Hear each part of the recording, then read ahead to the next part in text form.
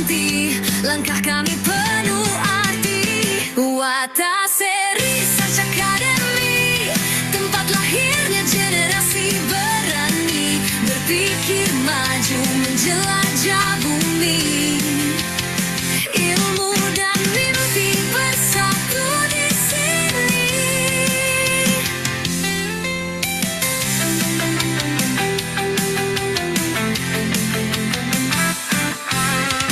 Data dan fakta jadi senjata,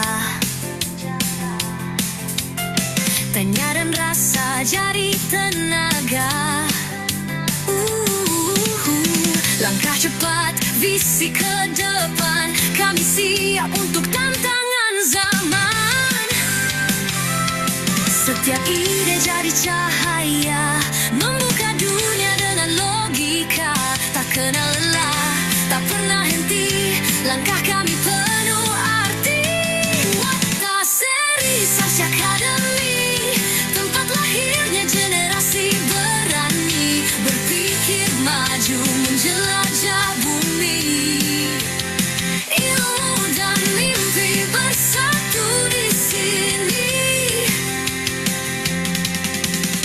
Bukan sekadar tempat belajar, ini medan juang masa depan. Bersama Watase kita melaju, ilmu jadi peluru. Watase Research Academy, membentuk pemikir sejati. Disinilah mimpi dimulai, bersama Watase kita tak terganti. Empowering research excellence.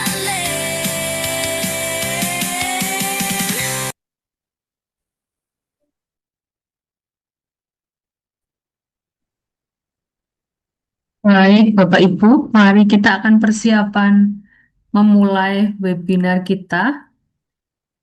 Ya, Assalamualaikum warahmatullahi wabarakatuh. Waalaikumsalam. Waalaikumsalam warahmatullahi wabarakatuh. Ya, Om Swastiastu, Namo Buddhaya, salam kebajikan, salam sejahtera, selamat malam Bapak Ibu semuanya. Terima kasih kami ucapkan untuk telah kesediaannya untuk bergabung di webinar untuk khusus review masterclass artikel masterclass di Watase Research Academy. Jadi nanti sesi kita ini seperti yang sudah disampaikan di grup bahwa kita dan juga di informasi yang ada di grup dan juga flyer kita akan ada 14 kali sesi ya begitu ya Bapak Ibu. Silakan nanti Bapak Ibu siapkan catatannya atau nanti misalnya ada pertanyaan terkait dengan program ini nanti silakan bisa disampaikan ya. Baik, sebelum akan dimulai, saya akan memperkenalkan tim kami yang nanti akan bersamai Bapak Ibu dari mulai sesi hari ini sampai dengan nanti setiap 2 minggu ke depan ya, begitu. Oke, baik.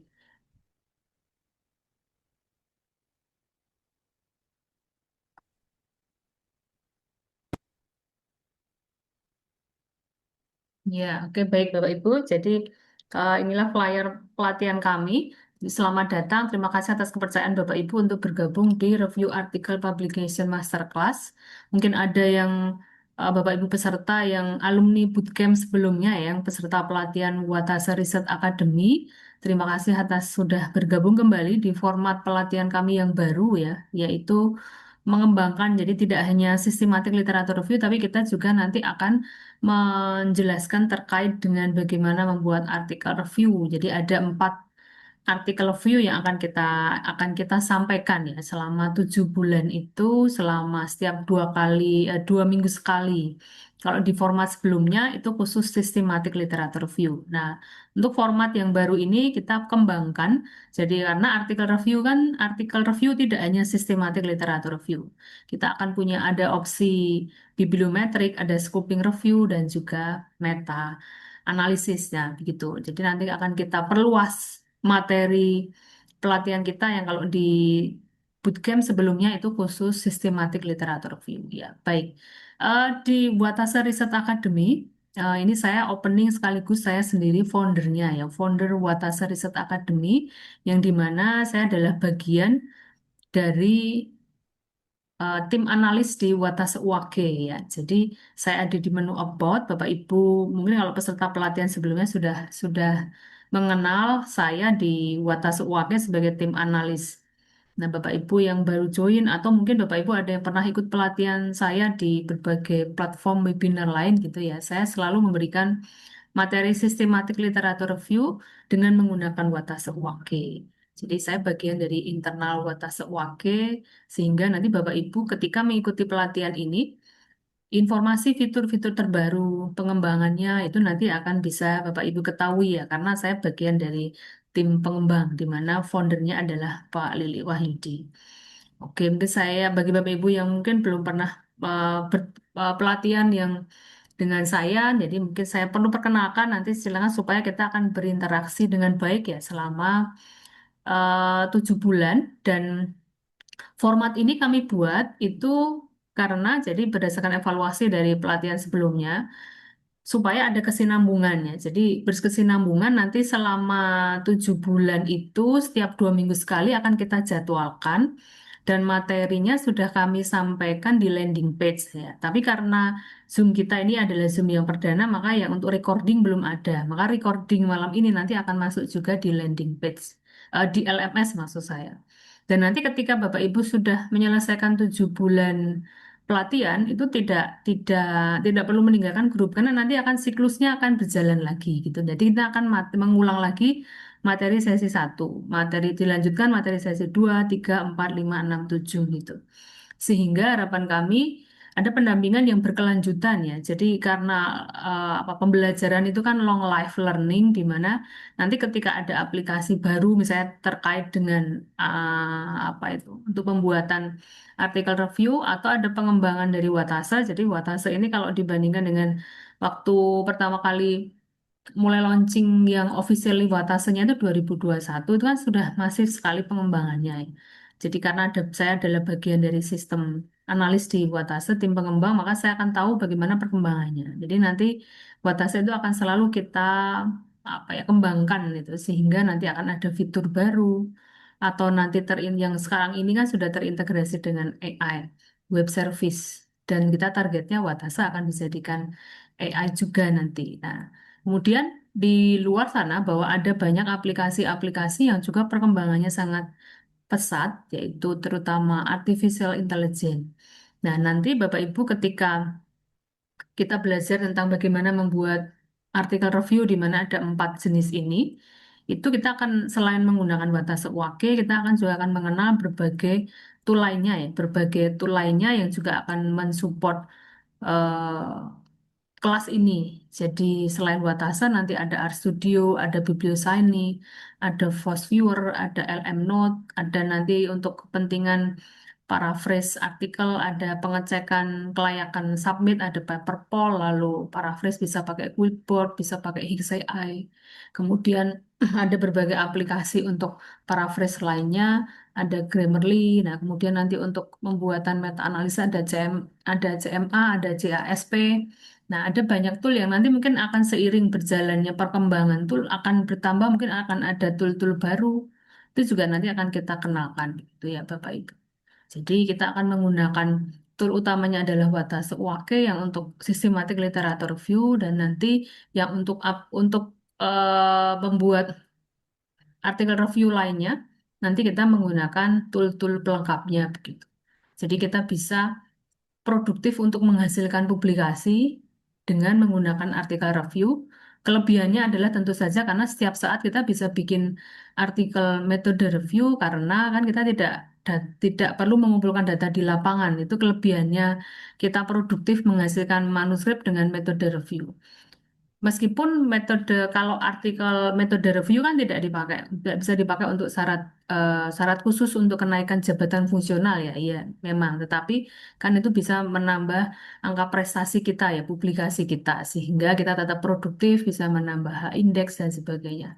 Di mana salah satu artikel review itu, sistematik literatur review itu kalau dilihat dari hierarki menulis artikel ilmiah itu posisinya itu ada di hierarki atas ya. Kalau menurut Lim and Weiss di nomor 2 sebelum paling atas, yang paling atas adalah meta analisis.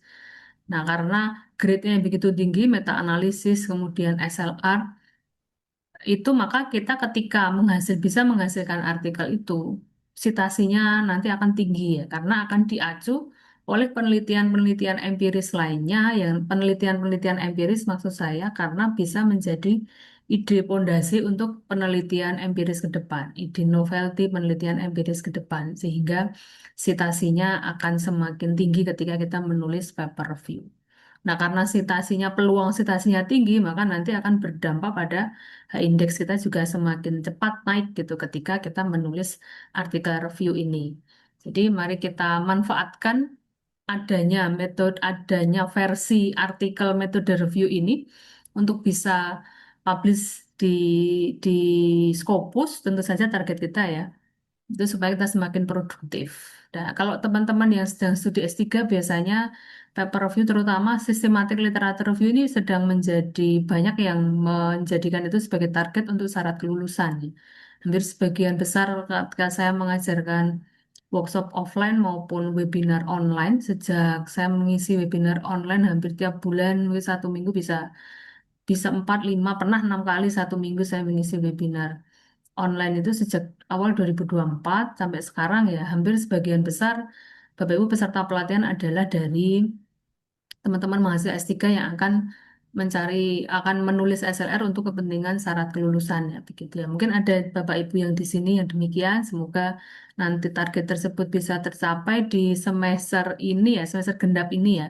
Segera submit di semester genap ini sehingga nanti di semester ganjil sudah masuk review sehingga nanti semoga di akhir tahun menjelang akhir tahun atau awal tahun 2027 karena kalau misalnya submit di jurnal yang top tier itu kan memang butuh waktu ya, tidak tidak bisa kalau kalau kecuali kalau fast track kan tentu saja kita menghindari artikel yang publisher yang fast track karena itu kan termasuk dalam predator ya. Paling tidak kalau top tier ya ada 6 sampai 10 bulan. Nah, sehingga target Bapak Ibu bisa tercapai gitu. Oke, kira-kira itu gambarannya. Nah, kemudian kami akan lanjut dengan pengenalan ya. Jadi saya sebagai founder Watase Research Academy, sekaligus saya juga tim kontributor atau masuk dalam tim pengembang di Watase UAG, sehingga seperti yang disampaikan di flyer atau di landing page, di iklan dan sebagainya itu jadi nanti segala pengembangan dari sistem informasi fitur update terbaru begitu nanti saya bisa menginformasikan ke Bapak Ibu ya karena Bapak Ibu ikut pelatihan di Watasa Research Academy. Saya berhome base di Yogyakarta, mungkin ada Bapak Ibu yang ada dari Yogyakarta ya, dosen atau sedang studi di Jogja, nanti kalau di jalan bisa menyapa. Saya dosen di Sekolah Tinggi Ilmu Bisnis Kumala Nusa, kemudian saya juga mengajar di Pasar Sarjana UNY, kemudian saya mengajar sebagai tutor Universitas Terbuka dan juga membimbing tesis mahasiswa UT, kemudian saya mengajar juga di Universitas Sanata Dharma. Kemudian selain itu saya sebagai reviewer jurnal baik yang nasional bereputasi maupun internasional Scopus dari G2, G3 sampai G1. Dan itu rutin ya, hampir tidak cuma tiap bulan ya, seminggu itu mungkin bisa 2, 3 kali ada permintaan untuk menjadi reviewer ya, terutama jurnal G1, G2 itu. Kalau yang jurnal nasional, saya menjadi reviewer jurnal yang dari mulai ISBN, Sinta 5, Sinta 2 ya. Dan kalau Sinta 2 cukup pekerjaannya semakin rutin gitu karena sekarang Sinta 2 kan banyak menjadi idola untuk syarat kolektor kepala ya. Itu Bapak Ibu. Itu background saya demikian. Kemudian saya akan perkenalkan, nah narasumber yang kedua yang nanti beliau juga akan bersama kita ya selama 7 pertemuan ini maaf 14 pertemuan selama 7 bulan di mana beliau adalah Bapak Dr. Wing Wahyu Winarno Mafis CAAK, beliau adalah dosen di STI YKBN Yogyakarta dan juga dosen di Magister TI UGM dan juga di beberapa perguruan tinggi ya. Sudah sejak 2007 mengajar di UGM sampai sekarang dan juga beberapa perguruan tinggi Beliau pendidikannya di apa S1-nya di UGM, S2-nya di Cleveland State University, Ohio, USA, kemudian S3-nya selesaikan di UI. Nah, Pak Wing Wahyu Winarno ini cukup sangat produktif ya dari menghasilkan karya dari berupa buku, kemudian ratusan artikel di surat kabar dari sejak 1980 sampai sekarang. Kemudian menulis paper ilmiah sudah jelas pasti itu banyak. Dan yang karya lainnya selain yang tertulis juga membuat channel YouTube ya. Bapak Ibu silakan nanti bisa ngintip ya channel YouTube-nya Pak Wing, dan mungkin nanti di grup juga ketika Pak Wing akan bikin konten-konten baru nanti bisa disaringkan ke grup kita sehingga mungkin Bapak Ibu orang yang pertama gitu ya untuk bisa melihat konten-konten YouTube Pak Wing Wahyu Winarno ini, di mana konten-kontennya bisa terkait dengan berbagai tool AI penggunaannya gitu ya, karena beliau sangat otodidak belajar sendiri tapi juga sudah bisa menjelaskan secara detail gitu ya kepada teman-teman, kepada viewer di YouTube gitu sehingga bisa menjadi semacam tutorial kita ya, mencari tutorial-tutorial berbagai penggunaan AI itu tempatnya di channel YouTube-nya Pak Wing gitu ya. Kemudian nanti Pak Wing ini jadi akan menjelaskan lebih expert lagi terkait dengan paper review karena beliau salah satu juga membuat buku sistematik literatur review ya. Beliau sudah bikin bukunya dan juga sudah membuat publikasinya dan juga penelitian-penelitiannya tidak hanya SR tapi juga penelitian-penelitian empiris. Kalau Pak Wing ini bidangnya adalah akuntansi ya, meskipun bidangnya akuntansi, tapi jadi kegiatannya itu multi ilmu ya, karena menjadi Dewan Smart City Kabupaten Bantul, tenaga ahli Bapeda, tim penyusun Jogja Smart, evaluator sistem pemerintah berbasis elektronik, ya berarti ini bidang IT ya. Kemudian asesor dan pendamping Smart City Kominfo gitu ya. Jadi kalau bidang IT bagi Pak Wing sudah meskipun bukan bidang utamanya, tapi sudah bahkan mungkin lebih ahli dari orang IT sendiri ya, gitu ya Pak. Oke, gitu. Ini untuk yang pengenalan kami. Jadi kami ada di Watasa Research Academy yang nanti akan menjadi narasumber tetap ya selama selama proses pembelajaran ini untuk 7 bulan dan setiap 2 minggu sekali. Begitu. Nanti setiap penjadwalan kurang berapa hari dan sebagainya masih akan di reminder oleh admin. Nah, begitu. Nah, ini gambaran jadwal untuk review artikel masterclass di Watasa Research Academy. Nanti nanti dari pertemuan satu ini baru kita pemahaman terkait peta publikasi ilmiah. Nanti yang akan memberikan adalah Pak Wing. Lalu nanti 2 minggu ke depan ya, kita akan masuk ya, mulai masuk lebih spesifik terkait dengan mengenal jenis-jenis paper review yang nanti selama 7 bulan dan akan selama berkesinambungan itu nanti kita akan bahas. Jadi kita awali nanti di pertemuan keempat itu ya, kita mulai membahas paper Systematic Literature Review. Akan ada 3 sesi pertemuan, pertemuan 4, 5, dan 6 itu khusus Systematic Literature Review. Lalu pertemuan 7 dilanjutkan dengan membuat paper bibliometrik, pertemuan 8 Scoping Review, pertemuan 9 meta-analisis ya. Di meta-analisis ini yang paling akhir karena itu memang tingkat kesulitannya yang paling tinggi. Dan karena meta-analisis itu memiliki karakteristik berbeda dengan paper review lainnya karena membutuhkan data kuantitatif ya, jadi penelitian sebelumnya atau publikasi yang dipakai sebagai bahan untuk membuat meta-analisis adalah penelitian-penelitian empiris kuantitatif. Kalau untuk SLR itu kan semua artikel ya, semua jenis artikel yang penting nanti memenuhi kriteria inklusi eksklusi dalam protokol.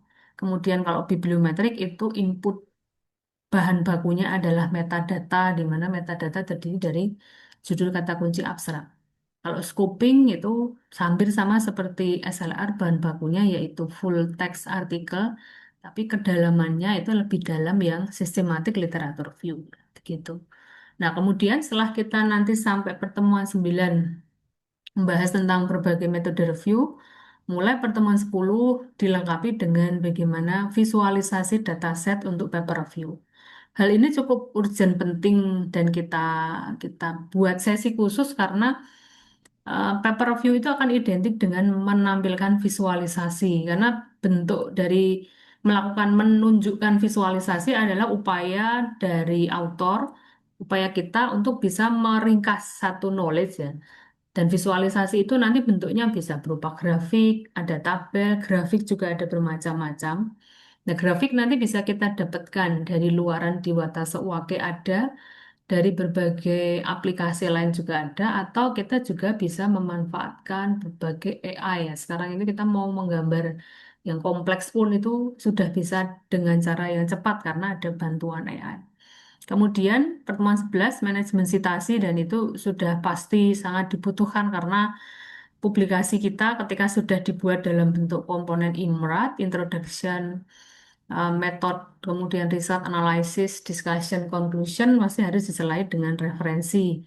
Nah, referensi itu ada yang krusial karena jangan sampai kita ada dalam tanda petik kecerobohan ya. Eh, di dalam body text itu ada citasinya, di referensi juga tentu saja kan harus ada atau sebaliknya ya. Jadi kita perlu sesi khusus terkait dengan manajemen citasi, jadi bisa pakai tool apakah Mendeley atau Zotero atau mungkin ada Bapak Ibu yang pakai EndNote mungkin ya. Nah, gitu yang sesi itu 11 itu. Kemudian pertemuan 12 itu paraphrase manuskrip, di mana karena kita nanti menghasilkan manuskrip dengan menggunakan AI, maka kita perlu melakukan tahapan namanya memvalidasi. Jadi sekarang ini sudah hampir semua publisher itu sudah welcome terhadap AI. Kita tinggal mendisklaimer saja ya, penggunaan AI-nya apa, fungsinya untuk apa, kemudian biasanya kata-kata dalam disclaimer itu ada ada kata-kata yang entah di publisher manapun itu mesti ada kata-kata di mana all author validate di manuskrip bla bla bla kan begitu ya. Artinya author itu artikel tersebut menggunakan AI tapi author sudah memvalidasinya ya. Apa yang ditulis itu sudah divalidasi sehingga bisa dipertanggungjawabkan. Nah, jadi itu penting nanti kita untuk melakukan paraf dan untuk bentuk validasinya ya bisa kita paraphrase karena salah satunya misalnya ada zona yang meminta em, ada syarat berapa persen penggunaan AI misalnya begitu ya. Misalnya kalau tidak pun ya paraphrase manuskrip itu ya bentuk kita memvalidasi hasil narasi yang dibuat oleh AI itu perlu kita validasi ya. Artinya ya kita menulis apa yang kita paham atau yang kita paham itulah yang kita tulis gitu. Karena nama kita tertera di manuskrip itu sebagai autor. Kemudian pertemuan 13 strategi menjawab reviewer ya. Yang ini apa ya sudah bagian dari estafet selanjutnya setelah kita submit itu. Sebenarnya kalau kita submit itu sudah 50% beban yang planning itu tadinya masih berupa planning benak apa diperbaiki ini itu dan sebagainya terus akhirnya submit itu kan lega gitu.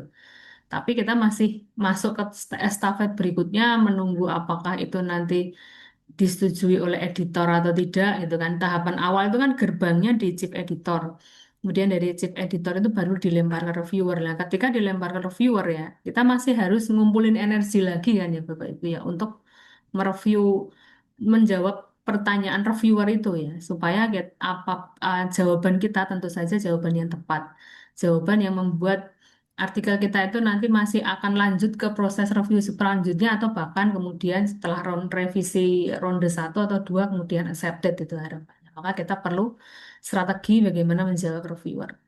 Lalu yang pertemuan 14 ya itu materi bonus ya Bapak Ibu ya.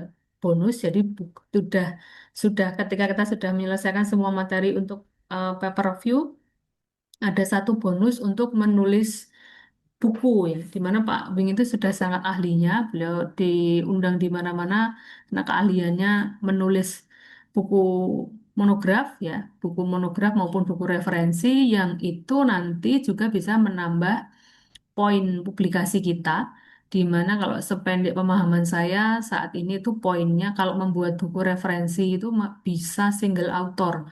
Kalau untuk syarat-syarat apa Jabung ya berbeda kalau yang menulis artikel kalau jadi syarat khusus kan tidak boleh single author sehingga poin kita kan mau nggak mau kan dibagi gitu ya dengan beberapa author. Kalau buku referensi dan buku monografi itu kan boleh single author di mana sependek pemahaman saya kayaknya buku referensi dan buku monograf itu bisa 40 kan. Jadi ketika Bapak Ibu sedang mengajukan jabatan fungsional itu sudah sangat nambah poin yang besar sekali ketika kita nanti juga membuat buku.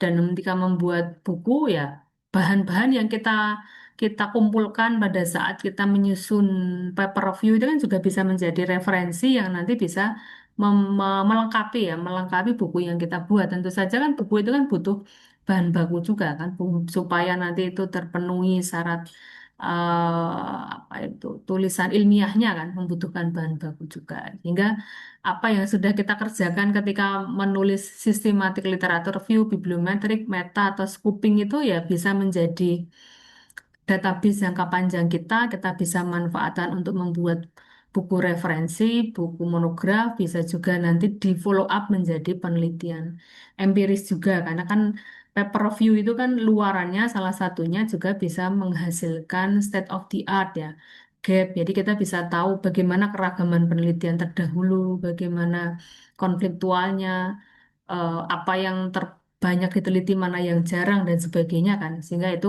kita bisa menemukan celah-celahnya yang bisa untuk menjadi pondasi kita menentukan state of the art untuk penelitian ke depan gitu. Kemudian, nah ini eh, seperti yang saya sampaikan tadi bahwa karena saya bagian dari tim internal di Watase UAKE ya, saya ini mulai memberikan data update itu ya kepada Bapak Ibu. Ini yang jadi kami generate di data yang dari data back office Watase ya. Jadi kita memiliki data user, data publikasi yang mengpublikasi Scopus, publikasi di Google Scholar yang menggunakan Watase UAKE, berapa jumlah user, berapa jumlah negara gitu ya per 1 Juni kemarin ya, per 1 Juni 2026. Jadi ini data 2 tahun terakhir. Jadi Watase UAKE sudah dipakai di 34 negara. Kemudian total activities user itu, total user yang aktif maksud saya sudah 11.000. Kemudian total kontributor itu atau maksudnya kontributor itu akun lisensi ya. Yang menggunakan akun lisensi sudah 2.140. Kemudian average conversion rate ya dari mulai user free account kemudian dikonversi menjadi akun lisensi ada 19,06. Jadi sudah sangat tinggi kenaikannya ya. Jadi mulai aktifnya di 2022 ya sampai sekarang di 2 tahun terakhir ini cukup tinggi kenaikannya.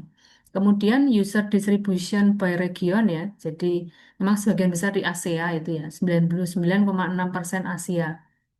Asia itu antara lain Indonesia, Malaysia, Singapura, Jepang, Jepang ya, Taiwan. Lalu ada North America, kemudian North America, ada Europe, ada Oceania, ada others ya. Saya pernah memberikan pelatihan, ada salah satu peserta yang tidak pernah open camp, dan ternyata beliau adalah tentara di Indonesia yang sedang studi S3 di satu negara yang sedang konflik ya. Waktu itu kayak kalau tidak salah itu di tahun 2024 ya di Iran ya. Dan memang izin tidak boleh buka kamera dan beliau selalu memakai foto samaran. Tapi kan datanya di aplikasi Watasa ada. Artinya memang menyampaikan untuk maksud saya ingin menyampaikan bahwa di negara tersebut ya sinyal sinyal cukup bagus, mengakses Watasa juga lancar gitu ya. Beliau sedang studi S3. Kemudian nah, ini ada user origin by country ya. Itu ada 1 sampai 17. Jadi Polandia, Hungaria, Kanada ya. Cukup surprise juga ternyata sudah hampir di 34 negara dan sudah ada di 34 negara ya penggunanya. Kemudian Watase ini untuk yang sudah publikasi di Scopus itu ada 14 plus. Katakan plus itu karena ada beberapa peserta yang sudah dapat luar tapi kan belum publish nah misalnya itu ya. Kemudian yang ada di Google Scholar ada 258, yang ada di portal Garuda ada 109. Jadi sudah semakin banyak Bapak Ibu kalau mau cari contoh paper SLR yang pakai Watase UAKE tinggal cari di Google Scholar sudah pasti ketemu ya, tinggal masukkan kata kuncinya. Nah, di ekosistem pembuatan tool, jadi kami ada research knowledge ecosystem di mana selain Watase UAKE kita juga ada EasyPad untuk penelitian kuantitatif, ada Niteni untuk penelitian etnografi, ada PET analysis yang nanti itu PET meta yaitu nanti untuk membuat paper meta analisis ini masih dalam pengembangan ya. Kemudian Neuka itu untuk etnografi juga, Analysem itu untuk penelitian empiris ya. Jadi kita membuat berbagai aplikasi untuk mendukung penulisan ilmiah, untuk mendukung produktivitas dosen, akademisi di Indonesia, mahasiswa dari S1 sampai dengan S3 ya, untuk supaya bisa produktif untuk berkarya dan kita dikenal tidak hanya nasional tapi juga sampai internasional, terindeks Scopus, target kita adalah terindeks Scopus bahkan sampai yang tertinggi. Kebetulan saya adalah user pertama, saya user juga ya Bapak Ibu. Dulu saya user Watase juga biasa, user biasa karena dulu jadi posisi saya sebagai mahasiswa di program Doktor Ilmu Ekonomi 11 Maret yang membuat aplikasi Watase itu kan foundernya adalah Pak Lili Wahyudi, beliau adalah kopromotor saya. Dan saya user pertama yang bisa tembus Q1 dengan menggunakan SLR Watase UAK 0 rupiah, tidak berbayar. Gitu. Jadi saya merasakan bagaimana jadi user biasa, pakai akun yang belum integrasi AI, waktu itu kan 2022 belum terintegrasi AI. Sehingga ekstraksi manual dan jadi mengetahui prosesnya bagaimana aplikasi Watase ini sejak masih manual, kemudian dikerjakan tidak menggunakan AI sampai dengan perkembangannya sangat masif saat ini ya. Jadi nanti mungkin Bapak Ibu bisa bisa saya sharingkan pengalaman saya nanti di sesi-sesi berikutnya ya. Bagaimana kita konsistensi kita itu akan menentukan output yang bisa kita dapat. Konsistensi dan komitmen kita ya. Oke, ini pengenalan untuk profil aplikasi utama yang akan kita pakai yaitu Watase UAK. Nanti untuk sesi-sesi selanjutnya kita akan pakai Watase UAK plus juga berbagai aplikasi-aplikasi lainnya juga yang tadi sudah saya sampaikan. Gitu. Oke, baik Bapak Ibu, mungkin ada kesimpulan awalnya. Jadi sebagai penjelasan bahwa nanti kita akan ada 14 pertemuan dilakukan 2 minggu sekali dan itu terjadwal setiap Rabu malam ya itu ya Bapak Ibu Rabu malam. Kalau misalnya Bapak Ibu ada terkendala, ada yang pernah tidak ikut, tidak khawatir, tidak perlu khawatir karena nanti rekaman ini akan kita upload di LMS dan itu bisa dibuka, di play anytime ya, lifetime, tidak akan dihapus. Nanti ketika kita ada materi-materi baru yang akan kita update di dalam LMS. Itu kemudian durasi pertemuan kita itu ada 1 jam ya. Jadi sudah kita atur dari pertemuan 1 sampai 14 itu 1 jam.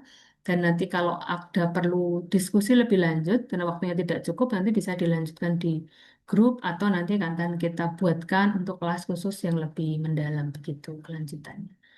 Begitu, begitu dari saya Bapak Ibu. Pengenalan dari saya mewakili saya sebagai founder Watasa Research Academy.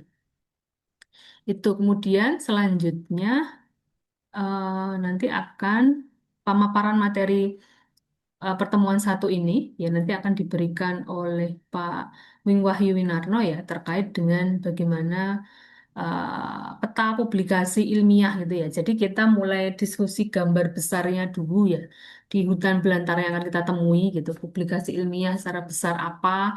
Nah kita akan berada di area yang publikasi penelitian metode review yang keunggulannya adalah kita tidak terjun di lapangan, tidak perlu mencari data di lapangan, tapi kita mengambil data yang setiap saat kita bisa melakukannya, yaitu dari artikel-artikel yang sudah publish ya, begitu. Begitu pengantar dari saya, Bapak Ibu. Nah, sekarang untuk selanjutnya, untuk materi, waktu, dan media, saya serahkan kepada Pak Wing Wahyu Winarno ya. Silakan. Silakan Pak Wing ya. Oke, terima kasih Bu Endang. Sebelumnya cek suara dulu ini kok ada pesan your internet connection is not stable tiba-tiba. Oh Aman ya iya, suara saya? suara Cek sudah cek. lancar, cuman sempat freeze bentar, tapi udah lancar ini Pak. Em, Kalau ada problem saya dikabari. Oh iya, oke baik. Soalnya kok ada pesan itu apa your internet connection is unstable gitu. Oh iya, oke. Ini aman Pak, aman ya. Sudah Padahal aman. nggak apa-apa gitu. Jadi Oh iya iya iya, oke. di layar saya cuma ada pesan itu lah. Ini mudah-mudahan aman ya. Terus tampilan saya juga sudah kelihatan ya. Eh, Belum, share screen-nya belum. Saya belum share sih. Belum. Sebentar, Oke, silakan. wajah saya kelihatan ya. Sudah kelihatan, Pak. Oke, sebentar dulu, Bapak Ibu. Eh, saya share-nya ya. Sambil menunggu, mungkin Bapak Ibu bisa tuliskan di kolom chat ini dari kota mana saja ini, ya, atau mungkin dari afiliasi di mana aja, biar teman-teman yang lain juga saling tahu ya, karena Bapak Ibu akan bersama di kelas ini selama beberapa bulan, ini cukup lama, jadi siapa tahu nanti juga bisa berkolaborasi gitu ya. Nah, silahkan ditulis di kolom chat ya. Waduh, ini eh, banyak ternyata ya. Eh, dari berbagai kota ini. Oke, dari Denpasar, Makassar, Medan, Jogja, Poltekkes, Kemenkes Makassar, UPN Veteran Jakarta, Mercu Buana Jakarta. Wah, oke ya. Jadi cukup banyak ini. Kayaknya dari Padang juga ada. Oke, banyak banget ya. Jadi, wah, ada yang dari Malaysia juga ini. Dari negeri jiran ini. Wah, selamat bergabung Pak Saiful Hidayah dari Malaysia ini. Ya, Waduh, ya. lagi studi atau memang menetap di sana ini Pak Saiful ini ya? Kalau eh, memang afiliasinya di sana ya bisa dimanfaatkan teman-teman di Indonesia ya. Artinya untuk bikin book chapter atau bikin paper bareng, wah ini sudah internasional gitu ya. Nanti dicari satu negara lagi. Saya ada beberapa teman dari Timor Leste juga, karena sering ikut juga gitu ya pelatihan-pelatihan begini, karena di Timor Leste masih masih jarang yang membahas ini. Oke, jadi dari seluruh Indonesia ini Bapak Ibu ya, mudah-mudahan bisa saling berkomunikasi sehingga mungkin kalau yang satu bidang bisa bikin paper bareng-bareng gitu ya. Nah, baik Bapak Ibu, kembali salam kenal dari saya khususnya dan dari kami pada umumnya ya. Eh, sorry, sebentar dulu ini presentasinya di layar kedua. Eh, Kami dengan senang hati akan mengajak Bapak Ibu menulis paper, terutama nanti paper-paper yang tadi sudah disampaikan Bu Endang ya, paper-paper kualitatif gitu. Nah, kenapa kok paper kualitatif khususnya SLR? Karena tadi kita nggak perlu susah-susah cari data, nggak perlu susah-susah analisis statistik gitu ya. Walaupun nanti ya di tengah jalan kita mungkin akan membahas juga lah statistik gitu. Karena walaupun dikatakan Bu Endang saya tadi banyak berkecimpung di dunia sistem informasi, dunia akuntansi, tapi ternyata citasi saya yang paling banyak itu adalah buku-buku statistik saya gitu ya. Padahal saya bukan dosen statistik gitu ya. Nah, jadi Bapak Ibu nanti mungkin kita juga akan menyinggung statistik juga lah, apalagi kalau sudah masuk ke metadata gitu ya. Nah, eh, tadi sudah disampaikan Bu Endang bahwa Bapak Ibu harus punya paper internasional khususnya Scopus atau Web of Science, dan sepertinya yang paling mudah berdasarkan pengalaman kami ya itu ya pakai SLR. Jadi kita tinggal pilih sebuah topik, lalu cari paper-paper yang mau kita masak, kita ambil isinya, kita peres isinya, kita ceritakan kembali ya. Kita ceritakan kembali dari paper-paper tadi, misalnya kita kumpulin 50 paper gitu ya. 50 paper dengan satu topik tertentu, kita ambil isinya, oh ini pakai teori A, ini pakai teori B, ini pakai teori C, ini pakai teori A, dan seterusnya. Analisis statistiknya, oh yang ini pakai regresi berganda, yang ini pakai data panel, yang ini pakai time series, dan seterusnya. Nah itu nanti dari berbagai macam itu, lalu kita intisarikan. Nah untungnya sekarang sudah ada AI, jadi ya kita nanti akan banyak memanfaatkan Watase dengan berbagai macam fitur AI-nya gitu ya, sehingga Bapak Ibu dimudahkan lah. Oleh karena itu harus setiap tahun ada paper Bapak Ibu ya. Setiap tahun harus ada paper internasional. Ini sudah bulan Juni, Bapak Ibu mestinya segera siapkan ya satu paper. Kalau belum bisa internasional ya nasional dulu, tapi yang Sinta 2 atau Sinta 3 lah gitu ya. Nah itu untuk pelatihan dulu, lalu nanti tiap tahun kita harus punya itu ya. Nah, ini beberapa kesulitan yang biasa Bapak Ibu hadapi ya. Jadi, aduh topiknya harus terbaru, harus ini bagaimana gitu ya. Lalu metodenya nanti bagaimana dan seterusnya lah. Ini kesulitan-kesulitan. Nah, lalu salah satu solusinya adalah Bapak Ibu nanti seperti kami sampaikan tadi, ya udah pakai basis literatur review aja gitu ya. Jadi kita tinggal tentukan topik kok Bapak Ibu. Bahkan nanti tentukan topik aja kita bisa minta bantuan. Bisa minta bantuan AI atau bisa minta bantuan Watase, tolong dong carikan topik yang kira-kira bidang saya itu bidang apa. Kalau bidang saya di sosiologi seperti ini, kalau bidang saya di hukum seperti ini, bidang saya di akuntansi seperti ini, jadi kita tinggal bilang aja gitu ya. Nanti akan dicarikan beberapa judul, nah kita tinggal tindak lanjuti. Jadi sekarang itu harusnya enak banget lah bikin-bikin paper seperti itu ya. Nah, lalu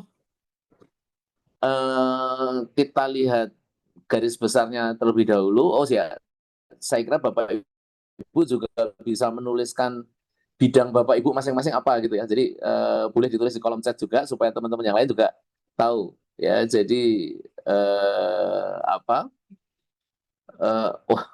Ini oh iya Mbak Ajra ini mahasiswa saya di di S2 UI. Oke. Nah, jadi garis besarnya seperti apa gitu ya. Nah, kita mesti bertanya dulu metode penelitian yang akan eh, yang akan dipilih lah gitu. Jadi gini, sebelum saya lanjut ya, Bapak Ibu kan harus cari eh, kelebihan sendiri gitu ya, harus cari kebaruan atau novelty. Nah, sebetulnya novelty itu bisa di teorinya, bisa di judul penelitiannya, bisa di metode penelitiannya, bisa di pengukuran datanya, bisa di alat analisisnya gitu ya, bisa di lokasinya, bisa segala macam gitu ya. Nah, itu nanti kita bisa melihat, bisa mencari melalui literatur review. Dan ini begini, Bapak Ibu tidak harus bikin paper literatur review ya. Tidak harus nanti kita berujung di situ, tidak harus. Tapi setiap penelitian pasti harus ada literatur review. Nah kan gitu Bapak Ibu ya. Jadi setiap penelitian harus ada literatur review-nya. Bab 2 itu pasti harus literatur review. Nah di situ nanti Bapak Ibu bisa pakai untuk scoping review untuk melihat seberapa luas pembahasan di satu topik ini. Misalnya Bapak Ibu di sini ada kesehatan masyarakat. Nah, kalau kesehatan masyarakat itu nanti harus pakai Prospero juga ya. Itu kita harus lapor kepada sebuah website bahwa saya mau meneliti ini karena di bidang kesehatan itu agak unik Bapak Ibu ya. Jadi nanti harus posting ke sana saya mau meneliti ini, kalau ada orang lain yang meneliti topik yang sama mungkin akan bisa diajak kerjasama. Kalau di bidang sosial misalnya Bu Endang dan saya sama-sama meneliti marketing strategi, oh ya sudah nggak apa-apa gitu ya. Tapi kalau di bidang kesehatan kan mahal gitu ya. Jadi saya mau meneliti virus COVID yang baru, Bu Endang juga meneliti virus COVID yang baru. Lah daripada berdiri sendiri-sendiri, mending barengan aja gitu ya. Itu kalau di kesehatan. Ya, ini ternyata ada beberapa Bapak Ibu yang juga dari bidang kesehatan ya. Nah, eh, jadi kita bisa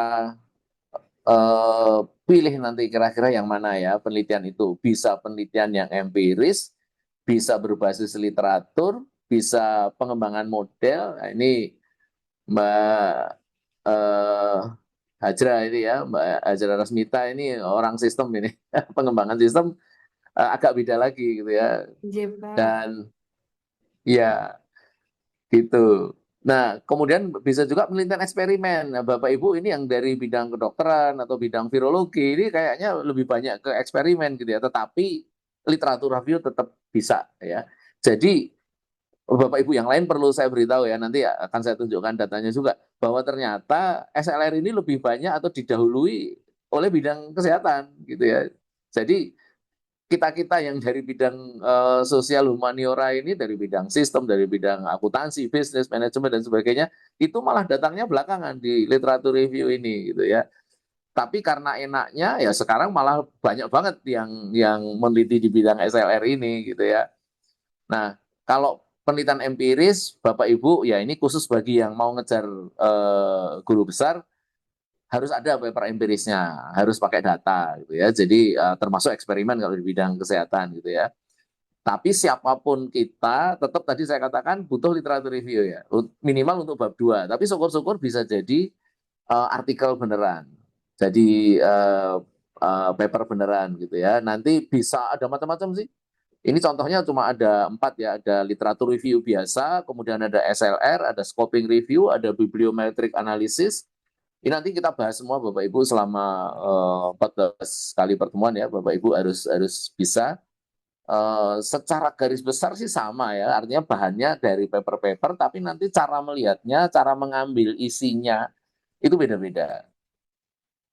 Nah, jadi eh, kalau orang luar yang mungkin belum paham ya pokoknya studi literatur udah gitu aja gitu ya. Padahal studi literatur itu nanti macam-macam. Kebetulan saya nulis buku jenis-jenis penelitian, ada 80 jenis penelitian, yang literatur review itu ada banyak ya. Mungkin ada 20-an macam lah gitu ya. Nah, ini yang sering dipakai orang ya ketika melakukan penelitian. Oh, penelitian ini kuantitatif, oh penelitian ini kualitatif, oh ini mixed method, udah paling gitu aja. Padahal di dalamnya itu kalau kita lihat lebih ke dalam ada banyak banget ya. Saya sudah mengidentifikasi ada 81 jenis penelitian dan sudah saya jadikan buku ya. Nanti kalau perlu saya tunjukin covernya seperti apa gitu. Lalu apa? Siklusnya ya Bapak Ibu, apapun metodenya sama ya, selalu dimulai dari memilih topik, kalau metodenya apa, ngumpulin data atau paper atau bahan atau apa, kemudian dianalisis dengan metode tertentu, barulah kita buat laporannya, lalu publikasi kan gitu ya Bapak Ibu ya. Jadi kurang lebih sih tahapan besarnya sama. Cuma kalau untuk SLR itu agak sedikit khas karena kita harus mencari paper-paper gitu. Nah, kebetulan Watase ini juga agak khusus ya. Jadi mungkin belum ada yang sebanding ya dari aplikasi-aplikasi di luar sana gitu. Karena Watase ini bisa kita gunakan mulai dari memilih topik atau memilih judul. Nanti Watase akan mencari paper-paper di Scopus. Kalau terlalu banyak, dia tidak menganjurkan. Walaupun kita bisa nekat ya. Kalau terlalu sedikit juga tidak dianjurkan. Tapi kalau kira-kira sudah ada 30 atau 40 sudah bisa jalan lah gitu ya. Sudah bisa jalan. Jadi ya nanti akan banyak dibantu dengan Watase ini. Nah, nanti ini beberapa alasan lah, nanti Bapak Ibu banyak melihat kelebihan-kelebihannya. Ini beberapa contoh ya, beberapa contoh. Cuma ini saya tunjukkan adalah struktur sebuah paper tuh lihat di kolom kiri Bapak Ibu kalau mau nulis komplit. Bapak Ibu kalau bikin paper baru punya topiknya saja, silahkan bikin daftar isi ini. Jadi Bapak Ibu mau nulis paper gitu ya, silahkan tulis A sampai P ini. Bapak Ibu harus mengisi itu semua gitu. Karena kalau kita nggak bikin begini, kadang-kadang kita lupa. Oh, discussion-nya nggak ada. Kita habis results langsung conclusion gitu ya. Padahal results itu biasanya ya itu hasil analisis kita, lalu muncul hasil analisisnya gitu ya. Yang sering kali terjadi adalah begitu kita sampai di hasil itu langsung loncat ke kesimpulan gitu ya. Nah, padahal di jurnal-jurnal internasional tidak begitu. Jadi harus ada ceritanya dulu. Setelah ketemu ini, di hipotesismu sudah terbukti. So what? Terus apa ceritanya? Gitu kan? Ini yang seringkali lupa. Nah, di sisi Watase sebetulnya Watase sudah bisa mengarahkan hasil akhirnya nanti seperti apa, gitu ya. Jadi eh, ada nilai lebihnya lah Watase itu, gitu ya. Nah, ini yang saya tadi katakan. Dari mana datangnya SLR ini? Ternyata dari bidang kesehatan. Ya, mereka sudah lebih dahulu. Ini tahunnya kalau saya bawa turun lagi sudah ada di bidang kesehatan itu ya. Nah, sementara di bidang sosial, terutama bidang saya, bidang Bu Endang, Mbak Ajra juga ini ya, yang orang sistem informasi, ya mungkin baru beberapa tahun belakangan gitu ya. Tapi yang jelas saya merasakan hebohnya SLR di Indonesia itu sejak COVID ya, sejak COVID.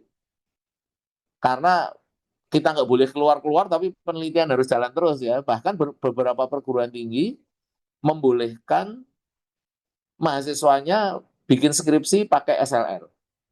Karena kebetulan waktu COVID saya juga diminta mengajar di Universitas Brawijaya, lalu saya juga diberi edaran bahwa di Brawijaya mahasiswa S1 boleh meneliti pakai metode SLR ini untuk mengurangi mereka berinteraksi dengan masyarakat ya, karena mencari data kan. Nah, jadi dengan SLR ini ya udah dari rumah aja tinggal kumpulin itu ya. Jadi eh, ini Bapak Ibu yang dari bidang kesehatan ya, Bapak Ibu di bidang Bapak Ibu sudah banyak paper-paper itu ya.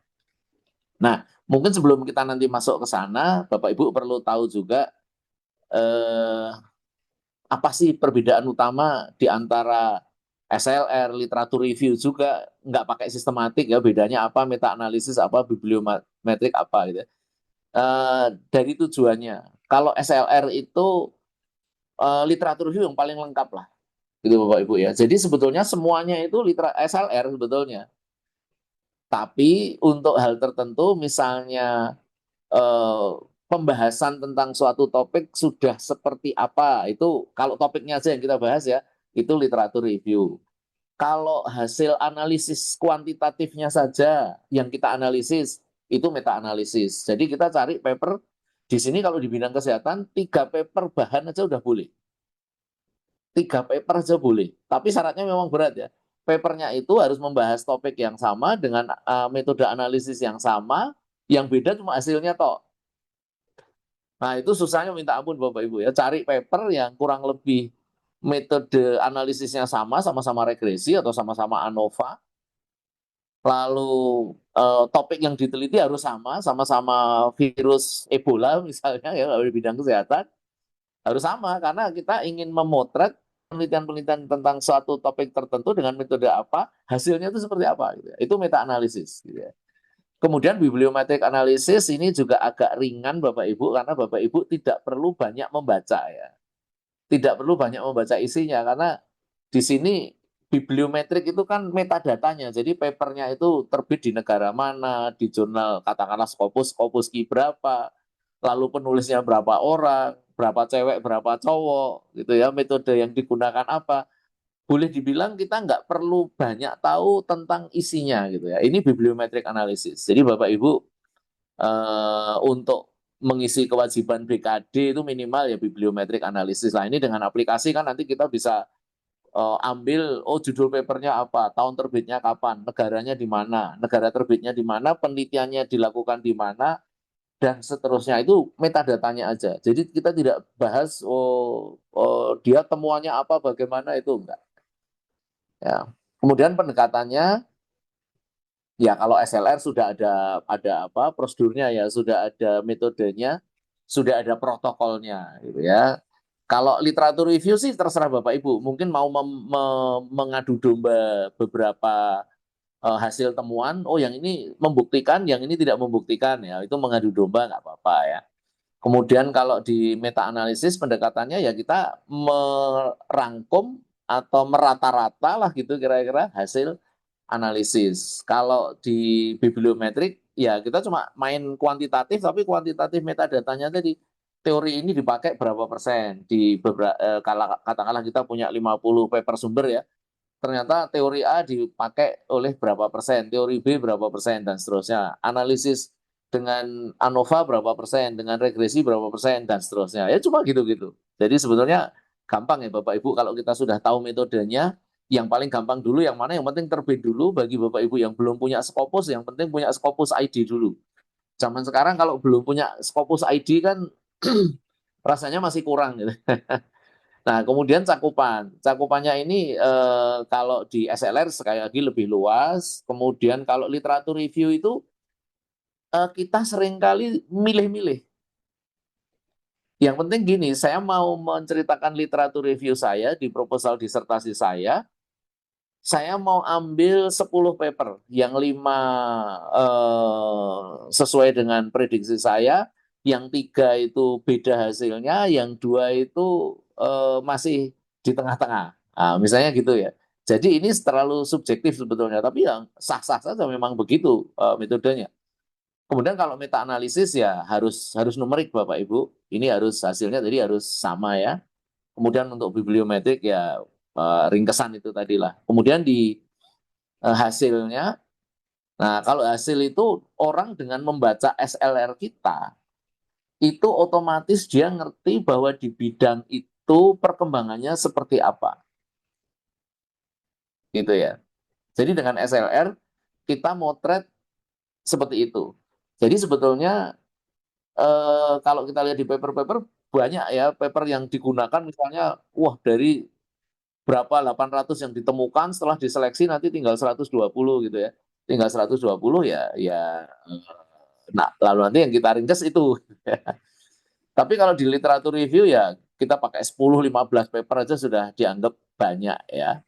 Sedangkan di meta analisis tadi tergantung dari paper yang kita temukan. Selama ini saya membaca meta analisis rata-rata ya antara 3 sampai 9 paper ya. Karena sulit kita mencari paper atau publikasi di jurnal yang alat analisisnya sama, topiknya sama gitu kan. Jadi itu sulit sekali. Nah, kalau bibliometrik analisis ya itu seperti sebuah potret aja, jadi gampang ya. Ini kalau saya cari systematic literature review di Google Scholar, di Semantic Scholar, beberapa waktu yang lalu ya sudah jutaan ya itu. Tapi kalau kita ambil di bidang khusus, sangat berkurang. Ini di accounting sudah ada Bapak Ibu, sudah ada ratusan ribu ya. Ini saya kira saya ambil sudah cukup lama beberapa tahun yang lalu gitu ya. Sekarang pasti sudah lebih banyak lagi. Kalau di bidang kesehatan, nah nanti yang banyak itu juga di PubMed ya. Kalau orang kesehatan pasti sudah tahu di PubMed. Nah kemudian untuk bibliometrik analisis dan juga nanti Bapak Ibu tapi saya kira banyak yang bisa akses Scopus sekarang ya. Tapi kalau nggak bisa akses Scopus, Bapak Ibu cari review, nanti bisa menampilkan di Google Scholar seperti ini, tampilan seperti ini. Dari masing-masing paper itu ada tanda Q1 gitu ya, ada Q2 gitu. Ini berarti paper-papernya ada di Scopus Q1, Q2 dan seterusnya. Kalau ada di NA, ada tulisan NA itu berarti tidak terindeks Scopus atau belum terindeks. Bisa saja itu papernya baru, walaupun dia sudah muncul di jurnal Q1, tapi untuk di Google Scholar itu belum sinkron lah gitu ya. Kalau kita lihat di jurnal aslinya, ini jurnal Q1 ya udah gitu. Jadi kadang-kadang Google Scholar juga tetap butuh waktu ya. Ini nanti Bapak Ibu ya kami tidak bisa memberi contohnya karena bidangnya kan macam-macam ya. Jadi Bapak Ibu cari sendiri aja nanti bibliometrik analisis di bidang Bapak Ibu. Ini contoh saya kan bibliometrik analisis di Accounting Information Systems. Nanti bidang Bapak Ibu apa di bidang gizi ya silakan bibliometrik analisis di bidang gizi gitu ya. Jadi lebih khas. Nanti meta analisis juga Bapak Ibu lakukan seperti itu. Cari dulu. Nah, PR Bapak Ibu ya ini pura-pura ada PR gitu. Bapak Ibu cari paper-paper yang mirip, yang sesuai dengan topik peminatan Bapak Ibu. oh saya mau cari dulu atau mau cari contoh dulu bibliometrik, saya mau cari dulu meta analisis, saya mau cari dulu SLR. Jadi Bapak Ibu sambil menunggu 2 minggu lagi silahkan cari paper-paper yang kira-kira saya katakan tadi.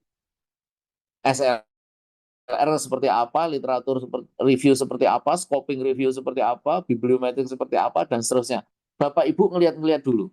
Ini saya dan Bu Endang kan sudah mengadakan pelatihan begini kan ratusan kali Bapak Ibu ya. Rata-rata peserta itu inginnya saya pengen jadi paper, lalu saya kirim ke Scopus. Itu banyak ditolaknya pasti Bapak Ibu ya. Jadi nomor satu Bapak Ibu kalau kalau dari saya ya, nomor satu Bapak Ibu harus cari dulu jurnalnya mana yang mau dituju. Bukan topik kalau saya. Kalau saya bukan topik Bapak Ibu. Kalau kalau dosen metodologi penelitian sih topik dulu ya. Kalau saya enggak. Ibaratnya Bapak Ibu punya ide mau nulis tentang MBG atau mau menulis tentang pendidikan di Indonesia. Itu Bapak Ibu bukan cari topiknya dulu, tapi cari korannya kemana. Misalnya mau tulis di koran gitu ya. Karena koran di Republika atau Kompas atau Tribun itu beda-beda stylenya gitu kan. Nah di Scopus sama Bapak Ibu. Bapak Ibu harus cari dulu jurnal-jurnal Scopus. Bapak Ibu pengen kemana? Langsung Q1 boleh. Bu Endang tuh langsung ke Q1 itu ya. Kalau saya dulu ya ke ketiga, keempat gitu, karena ya selain biaya juga susah kan gitu ya. Nah, Bapak Ibu mau kemana? Lalu lihatlah dulu isinya. Ya dilakukan oleh para penulis paper di Indonesia. Jadi ada beberapa teman saya yang akhirnya patah arang. Udahlah Pak, saya kapok nulis Scopus. Nah, kenapa? Selalu ditolak terus. Saya tanya, ya itu tadi, dia punya ide begini, dianalisis dengan sebaik-baiknya, ditulis sebaik-baiknya, lalu cari papernya, wah yang Q1, lalu dikirim. Nggak ngelihat paper Q1 di situ, apa jurnal Q1-nya itu, apa topiknya, terus persyaratannya apa, ada yang bilang data harus 5 tahun terakhir. Ya udah kita harus penuhi itu. Ya, tidak boleh artikel review, ya jangan kirim SLR ke situ kan gitu ya. Tapi kalau ada jurnal yang bilang kami menerima paper review, nah ini kesempatan besar kan gitu ya. Jadi Bapak Ibu harus ke tujuannya dulu kalau saya. Habis itu ambillah beberapa paper yang kira-kira topiknya Bapak Ibu suka, pelajari isinya. Kalau Bapak Ibu masih bingung mempelajari secara manual, masukin ke AI. Hey AI ini ada 5 paper, tolong dibaca.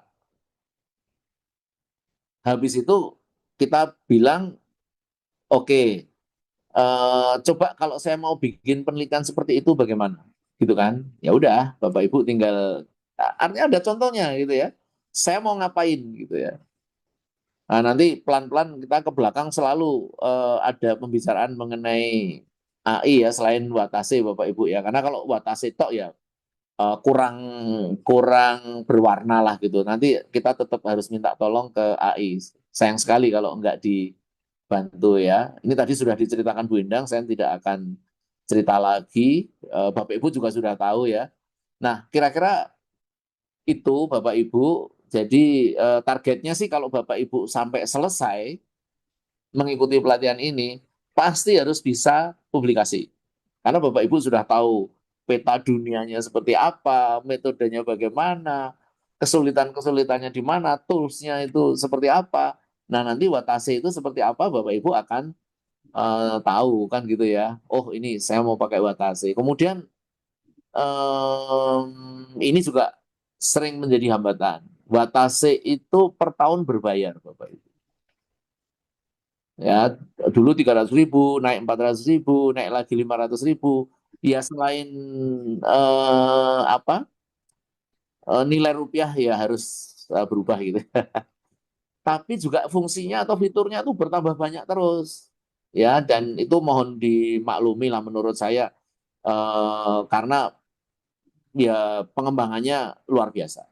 Ya, Bu Endang itu sering juga curhat dengan saya. Ini begini Pak, oke ya, saya banyak kasih masukan juga. Gini Bapak Ibu langganan setahun, mungkin tahun ini katakanlah 500.000 ya. Harus Bapak Ibu manfaatkan sampai jadi. Nanti Bapak Ibu pakai ChatGPT atau Gemini, cobalah pakai versi yang berbayar. Waduh kok mahal Pak, langganan 1 bulan aja. Tapi dalam 1 bulan itu jangan sampai kasih dia istirahat. Harus kita manfaatkan semaksimal mungkin. Kalau pakai versi gratis, bagaimana Pak? Bisa, tetap bisa. Tapi ya namanya barang gratis sama barang berbayar kan pasti ada bedanya Bapak Ibu ya. Nah jadi nanti kalau sudah Bapak Ibu sudah serius mau bikin paper, sudah siap gitu, nah, pakailah yang versi berbayar. Tapi kalau sekarang ya latihan dulu lah. Kita melancarkan make AI-nya, kita melancarkan pembacaan papernya, kita melancarkan penulisan naskahnya. Jadi kita berlatih dulu lah. Gitu ya. Nah itu kira-kira ya Bapak Ibu ya. Lalu kalau Bapak Ibu nanti pas senggang, nggak usah nunggu 2 minggu, lihat aja topik-topik di LMS kita ya. Walaupun PowerPoint pendek-pendek, cobalah dieksplor melalui AI. Ya. Lalu kalau Bapak Ibu ada pertanyaan-pertanyaan, nanti kirim aja di grup. Kami tidak akan tidak berjanji bisa menjawab langsung ya, karena kita semua kan juga dosen ya, sama-sama ada kegiatan. Dan kadang-kadang jawabannya itu kan nggak bisa dijawab begitu ada pertanyaan langsung, oh ya bisa gitu. Karena kadang-kadang pertanyaannya kan mengenai Watase. Ini Watase ini ada menu ini kok keluarnya begini. Nah kita lihat ada apa ini gitu kan. Kita harus buka Watase-nya juga, kita harus explore juga gitu. Jadi kalau jawaban terlambat itu ya mohon dimaafkan ya Bapak Ibu, pasti ada kesibukan lain, tapi kami pasti akan menjawab kok. Karena bagi kami pertanyaan-pertanyaan Bapak Ibu kan juga kadang-kadang kalau kita belum pernah membayangkan itu, oh ini kok ada pertanyaan gini ya, ini kok begini ya gitu kan. Oh ini ya menambah pengalaman kami juga kan gitu. Jadi kami senang dengan pertanyaan-pertanyaan Bapak Ibu lah. Jadi untuk tahap pertama ini Bapak Ibu nanti silahkan buka watase.web.id, lihat-lihat dulu isinya. Di halaman depan itu ada paper-paper contohnya, silahkan dibaca aja lah gitu ya. Kan nggak fair kalau kita mau nulis tapi kita nggak mau baca. Kita nanti nggak ngerti Bapak Ibu ya seperti apa. Nah nanti di salah satu latihan kita akan masukkan juga, kalau Bapak Ibu masih belum punya gaya penulisan gitu ya, kita bisa ngopi kepunyaan orang gitu ya. Misalnya gaya penulisan Bu Indang itu kok keren ya, wah saya mau pakai tulisannya Bu Indang. Gayanya ya, bukan copy paste naskahnya, bukan. Tapi gaya penulisannya, oh Bu Indang itu kalau menceritakan caranya begini. Nah itu saya bisa ikuti. Bapak Ibu mungkin sering baca naskahnya Pak Dahlan Iskan ya, di grup-grup WA gitu ya. Wah ini kok ceritanya enak diikuti. Nah itu bisa kita gunakan sebagai training ke AI yang kita gunakan. Hey AI, coba perhatikan tulisan ini, nanti dicontoh ini, saya mau nulis sesuatu, ikuti gaya ini. Nah, nanti AI-nya bisa. Jadi Bapak Ibu nanti kita ajari juga untuk sampai ke sana gitu ya. Nah, sementara dari saya itu Bapak Ibu moga-moga eh, bisa memberi gambaran dan semangat ya Bapak Ibu ya. Jangan bilang, aduh kok lama ya. Ya kami sih bisa aja kasih ini tiap malam selama 2 minggu selesai gitu. Tapi Bapak Ibu akan pusing mual-mual gitu ya. Karena tidak ada pengendapan. Nah jadi tadi PR dari saya, Bapak Ibu lihat dulu halaman depan Watase itu ada beberapa paper yang layak Bapak Ibu baca. Juga Bapak Ibu cari paper-paper yang sesuai dengan bidang Bapak Ibu masing-masing gitu ya. Bapak Ibu mungkin tertarik dengan bibliometrik, nah itu Bapak Ibu juga harus tertarik. Tertarik dengan SLR, Bapak Ibu cari contohnya. Katakanlah 5 paper masing-masing gitu ya. Kemudian ada literatur review saja, scoping review saja. Kemudian ada naratif review. Ya jadi Bapak Ibu coba cari-cari gitu. Ya, karena kalau Bapak Ibu cuma nunggu pengarahan dari orang, saya mau ikut pelatihan biar saya langsung bisa jadi satu paper, sulit Bapak Ibu. Seperti saya pelajaran memasak. Misalnya di sini ada Bu Elvira ya dari Padang, wah ini masak rendang mesti enak. Saya minta diajari beliau. Lalu beliau ngajari, ini Pak Wing, ini gini, gini, gini, gini. Saya lihat, saya ikuti. Apakah saya langsung bisa jadi sama dengan Bu Elvira itu? Nggak bisa kan Bapak Ibu ya. Jadi Bapak Ibu harus pelan-pelan lah gitu ya. Pelan-pelan tapi konsisten. Tidak bisa minggu ini rajin, minggu besok sama sekali nggak nyentuh gitu, nggak bisa. Jadi kira-kira gitu ya Bapak Ibu ya. Nah, monggo kalau ada pertanyaan, apakah mau raise hand ataukah mau lewat kolom chat, itu boleh, nanti Bu Endang atau saya akan menjawab lah gitu ya. Walaupun waktunya sudah habis, tapi mungkin ada satu dua pertanyaan boleh ya.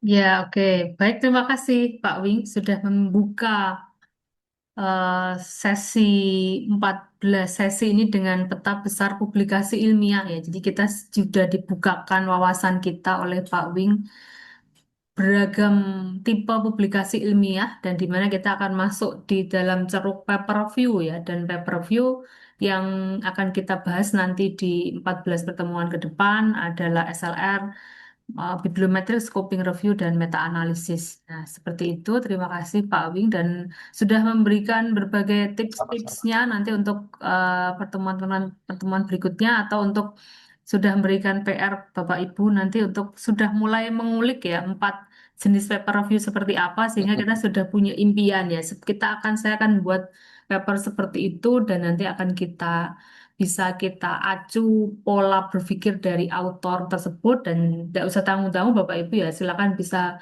downloadnya fokus ke paper-paper Q1 ya, karena kita akan mengikuti bagaimana pola autor itu untuk bisa menulis sehingga dia bisa accepted Q1 ya. Jadi sudah akan kita apa ya cloning itu cara menulisnya, cara cara berpikirnya sehingga bisa menarasikan ke dalam manuskrip dan pastikan itu juga proses review juga ya. Tapi kan sudah versi final ya, sehingga sudah versi clean-nya kita tinggal mereplikasi pola berpikirnya dan menulisnya. Oke, baik. Jadi seperti saya sampaikan tadi, jadi pembelajaran kita itu durasinya 1 jam ya. Jadi karena kan panjang ya, sampai 7 bulan sampai kita nanti akan apa itu tahun baruan di akhir 2026 itu ya kita masih bersama dan akan berkesinambungan ya.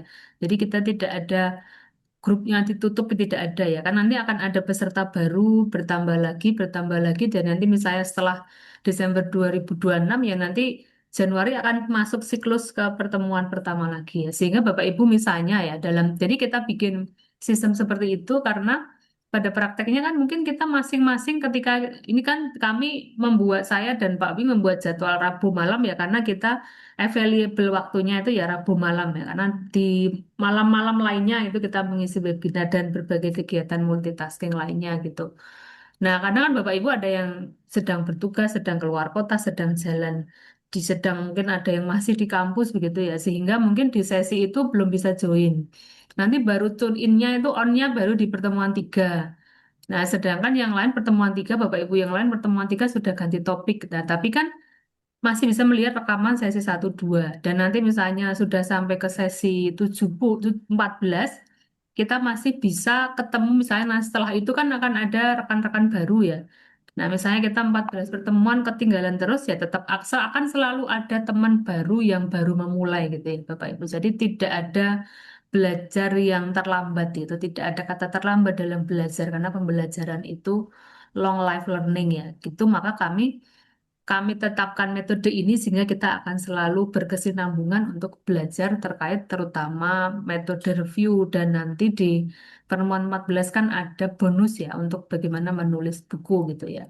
Begitu baik ini mungkin apakah Bapak Ibu kalau ada yang raise hand boleh kita utamakan ya. Jadi durasi kita 1 jam supaya tidak terlalu berat gitu ya. Tapi ya khusus pertemuan perdana ini agak mundur sedikit gak apa-apa gitu ya Pak Wingi. Kita beri bonus tambahan di pertemuan pertama ini. Ya, silakan Bapak Ibu, apakah ada yang raise hand? Silahkan. Boleh ada yang mau, Yang oh ya, bertanya lewat kolom iya, chat sudah oke. saya jawab.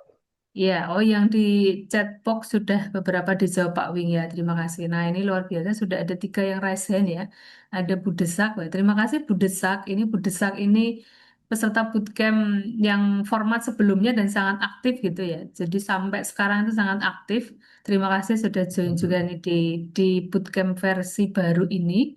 Silakan Bu Desak yang sangat produktif juga menulis. Jadi silakan Bu Desak untuk menghidupkan mic-nya ya. Silakan. Terima kasih Bu Endang. Ini pertanyaan teknis sebenarnya Bu Endang.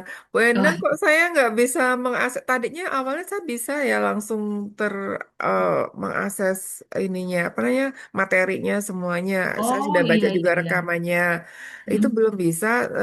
Saya cari di Gmail untuk link. Kan saya sudah sampaikan lupa password. Oh iya Di iya iya Gmailnya baik.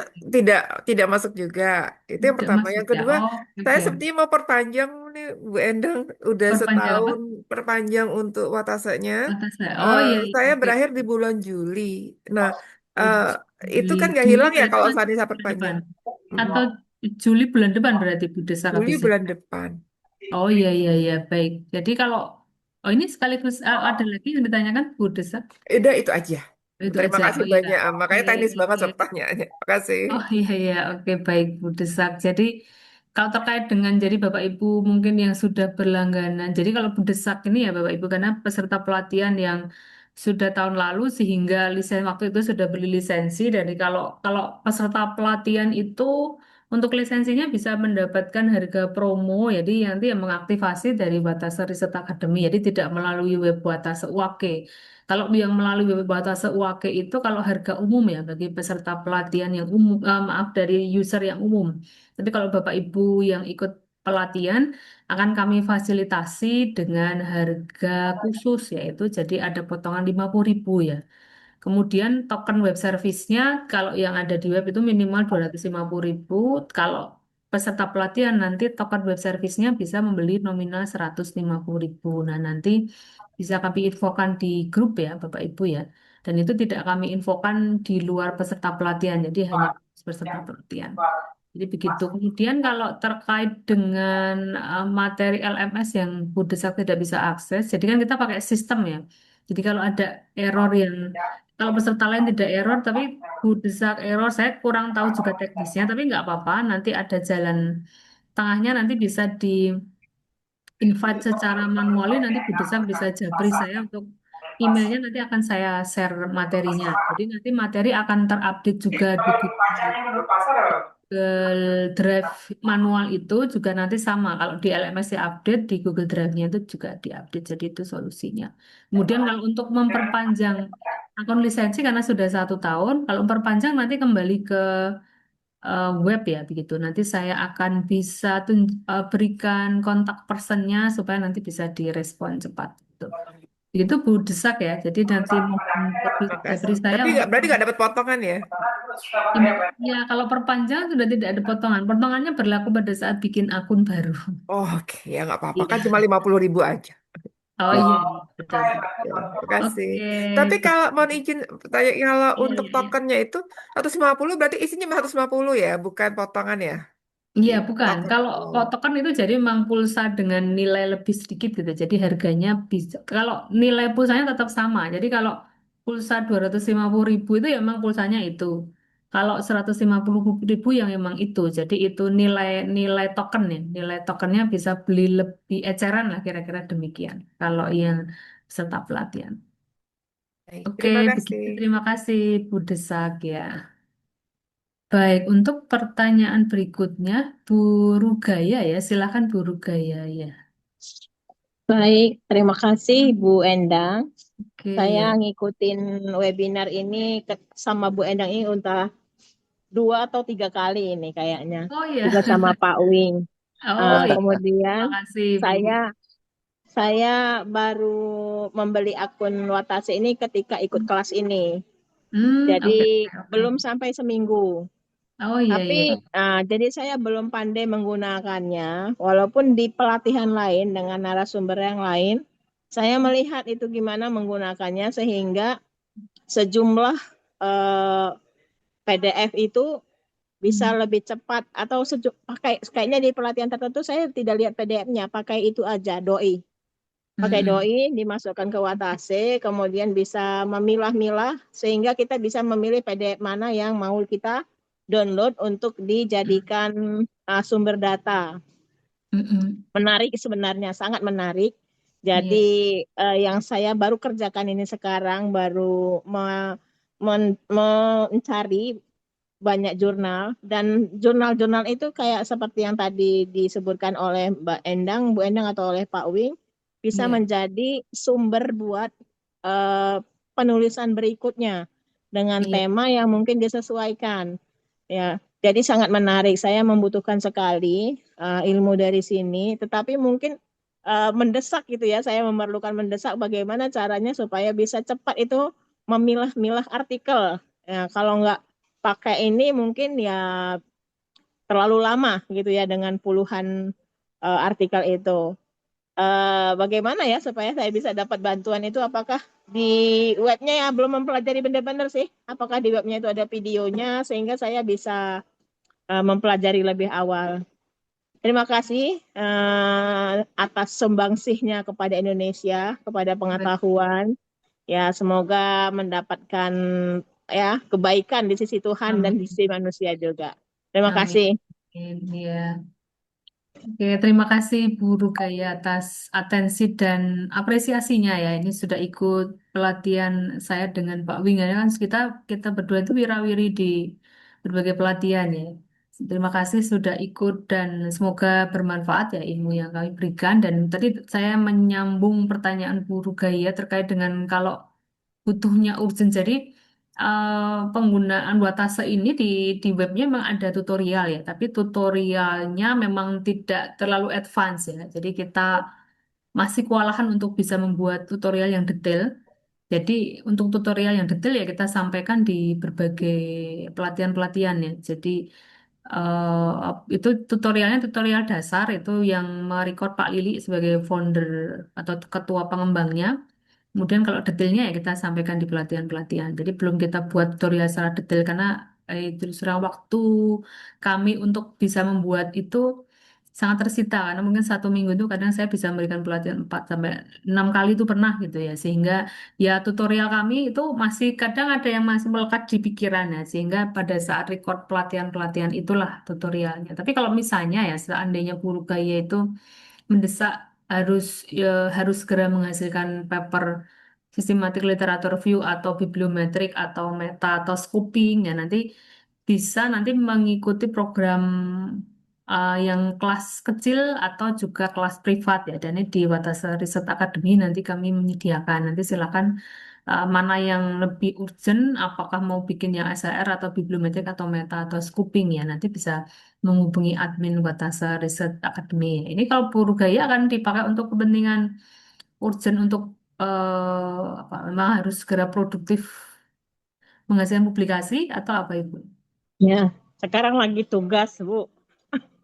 Oh Jadi iya, tugasnya iya. harus publikasi, tugas Oh iya kuliah. iya iya iya. Oh iya terus kuliah ya iya. Ini memang harus harus diikuti ya supaya kita punya memiliki track record positif ya dari kepada apa dosen-dosen pembimbingnya ya. Begitu Ibu Ya, Rugayan bisa hubungi. alhamdulillahnya tuh saya ngelihat, wah, memang fase mengumpulkan jurnal itu terasa lama ya. Mengumpulkan jurnal terasa lama, tapi tidak berhenti di satu artikel. Kalau saya ngerasanya begitu. Alhamdulillah lah pencerahan ya baru di tahap itu. Tapi saya yakin ada banyak hal yang bisa dikerjakan. Iya, Apalagi kita punya background penelitian sebelumnya yang iya. memerlukan akumulasi dari banyak penelitian-penelitian lain supaya menjadi satu hal yang baru. Iya, Barangkali ini berharap gitu ya, barangkali ke depannya dari semua itu bisa lahir grounded research ya, karena kan iya, berdasarkan penelitian-penelitian yang banyak itu mungkin kita betul. akan melahirkan sesuatu. Itu hayalan saya lah. Terima Iya, kasih, iya, Bu betul. Endang.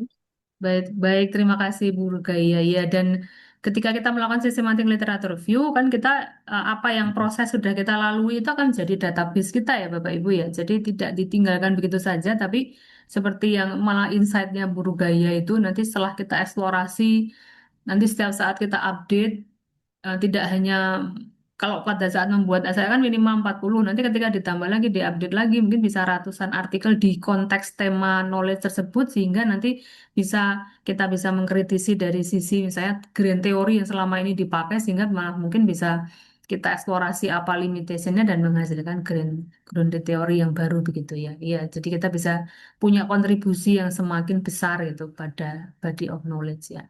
Oke, baik. Terima kasih Bu Rugaya. Nanti bisa kita follow up kembali untuk program-program yang misalnya kalau Bapak Ibu yang butuh, karena emang kita settingnya kan long life learning yang setiap 2 minggu sekali selama 7 bulan, jadi sampai akhir tahun, sampai nanti kita akan bersambung kembali di tahun-tahun berikutnya gitu ya. Jadi kita akan bersilaturahmi secara berkesinambungan ya, sustainable ya itu. Kalau di penelitian yang sedang tren sekarang ya, kita itu menjalankan SDGs ya. SDGs itu kan ada 17 dari berbagai segi gitu ya. Jadi kita mengikuti konsep sustainability itu supaya pembelajaran kita juga berkesinambungan ya. Begitu, baik, terima kasih Bu Rugaya. Ya, sekarang dilanjutkan ke Ibu Dr. Fauzia ya. Berarti ini dari kedokteran ya, Bu Dr. Fauzia, silahkan ya. Baik. Oke, ya terima kasih Bu. Ya, sebelumnya mungkin saya mau bertanya karena saya betul-betul newbie di sini dan terus terang baru dengar soal Watase ini gitu. Oh, begitu. Iya, Baik. benar. Jadi kalau dari paparannya tuh cukup menarik tadi ya. Jadi itu saya pingin apa ya? Apakah benar gitu pemahaman saya? Jadi Ya. Watase ini adalah suatu aplikasi untuk membantu tadi ya pembuatan berbagai macam paper review dan ini memang asli buatan apa Indonesia ya. Ya, Gimana tuh jadinya saya oh kurang iya. paham. Oke, Maaf, baik. soalnya baru denger beneran. Oh iya, Ya, baik. gimana? Oke, baik Dokter Fauzia ya. Terima kasih Ya. atensinya ikut untuk webinar Watase Riset Academy ini. Jadi mungkin saya sambil share screen ya. Jadi Ya. saya sambil share screen untuk mengenalkan aplikasi itu. Jadi karena saya ada di dalam tim pengembang ya Watase UAG ya. Jadi Watase ini, jadi akan saya buka. Ya ini ya aplikasinya ini Bapak Ibu silakan bisa registrasi. Jadi Watase ini, jadi ini ada our team ya, ini tim awal ya, tim awal, founder awal ya untuk mengembangkan sistem. Saya masuknya jadi bukan di tim awal, jadi saya masuk sistem sudah ada. Saya dimasukkan ke dalam tim karena saya adalah user pertama ya, yang bisa tembus ke 1 rupiah gitu. Maka kemudian saya masuk di tim ini. Ya ini ada foto saya di sini. Nah ini foto, ini nama masih loading ya. Ini tim saya. Jadi saya bagian dari masuk dalam tim pengembang dan kemudian saya fokus untuk banyak memberikan diseminasi knowledge tentang Watase ini keluar ya. Jadi kalau yang lainnya itu di tim pengembang internal untuk pengembangan sistem. Kalau saya banyak keluar.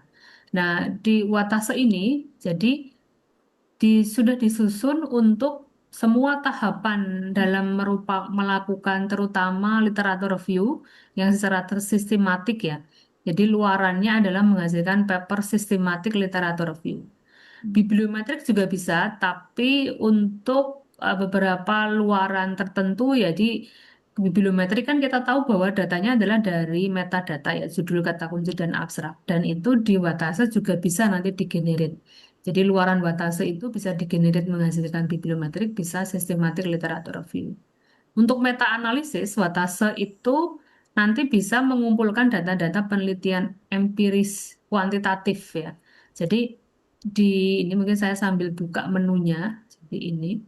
Jadi menunya sudah dirancang untuk melakukan sistematik literatur review secara berurutan sudah secara tersistem ya. Jadi kita seperti masuk ke mall mau belanja mulai dari kita ke mall itu kan one stop shopping ya. Mau beli sayuran ada, beli sepatu ada, beli emas pun ada, beli berlian ada. Nah, kira-kira analogi awalnya seperti itu.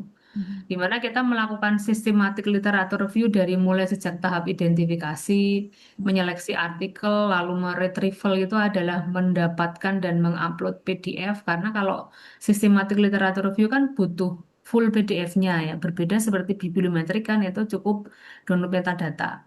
Kemudian, nah dari artikel yang kita kumpulkan itu minimal 40, itulah yang nanti akan kita masuk tahap ekstraksi namanya.